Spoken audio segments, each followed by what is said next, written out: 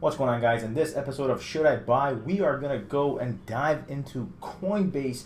As a lot of you have asked, is Coinbase a stock that you should buy in the long term? So we have MarketSmith right here, this beautiful chart. All our data, all our fundamental information is given to us right here on MarketSmith.com here. You guys can go and get this if you guys want to do your financial research as well. All right, next thing we have our handy dandy Excel sheet that is right here. That's going to tell us all we need to know, whether the stock is going to be a buy or a pass or a fail, essentially for our long-term goals that we have set for it here. Okay, and then we have Yahoo Finance, which we're going to type in coin here just so we can get all the financials and plug it into our Excel sheet. Okay, so first and foremost, let's pull up the scale. Let's pull up the Excel sheet here, type in the ticker coin. Perfect. So let's compare this to what we got, and we can see here we have the stock price 37.84, which is pretty much lining up right there. We have the market cap, which is right here as well. Perfect. The shares all done as well. Perfect. And the EPS is given a minus 0.56, so something to be aware of. All right, we always want to see that positive EPS at least. This is on the negative side. All right, so next thing we're looking at here is the PE. All right, and the PE ratio is actually not given to us here on coin, again, simply because it is a negative, on the negative side of the EPS. Okay, now we got to look at return on equity. Looking at return on equity, that's at 99. All right, so we're going to come in here and put 99. Perfect, so that is okay for now.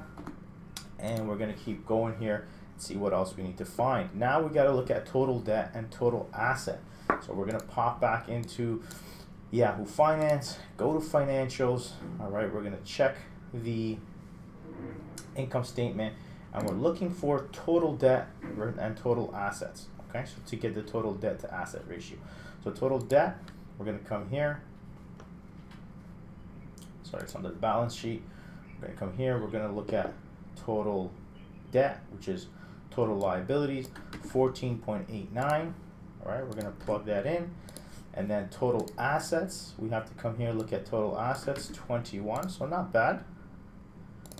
We're going to plug that in.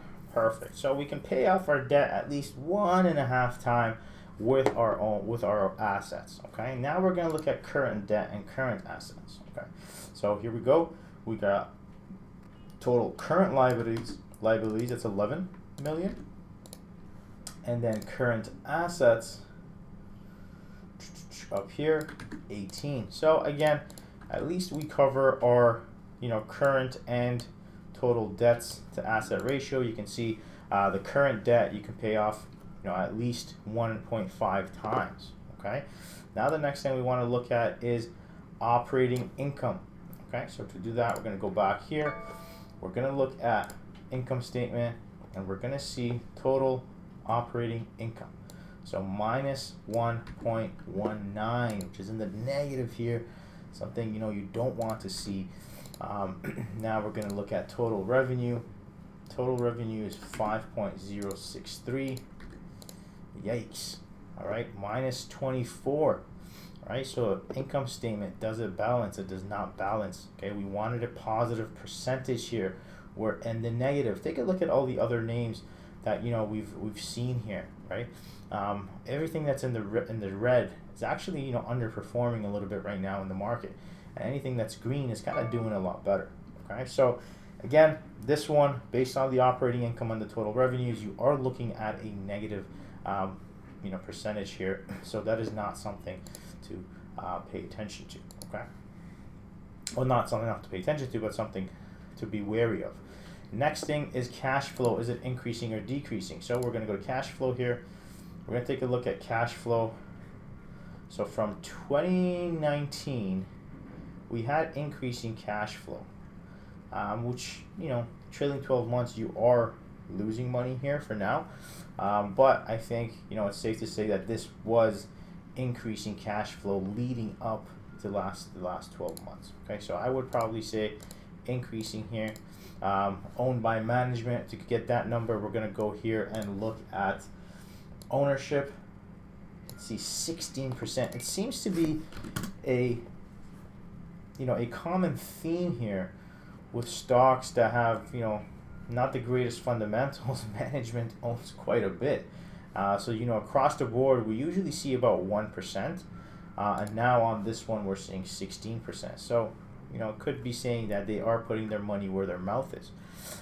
Funds ownership in the last year, is it increasing or decreasing? We're going to find that out by looking right here on MarketSmith and taking a look at, the funds and how it's been acting. So June 2021, 401, September 430, December, this is where things kind of spiked. Okay, so funds was increasing, and really only in September 2022 is when we're starting to see that decrease. So overall, I would say funds is increasing on this name. Okay, now again, the Excel sheet is giving us a fail. Just too many things that weren't lining up, not a lot of greens here, and overall, we're getting a fail come out of this one, which is, a little bit of a concern here. Ideally, if we had a good EPS and a good PE, this could have turned around. So for example, if we had a 10 EPS here and an 11 here, I think that figure would have changed exactly, right? So the problem here right now remains EPS, no PE given due to that, and also, this total operating income and total revenues is not where we want it to be. Okay, so overall, not something that I would probably start in right now. Not ready. Fundamentals are not really there. However, if you want to nibble on this thing, looking at the chart, this thing has just collapsed consistently since it was open. Since it opened, IPO'd.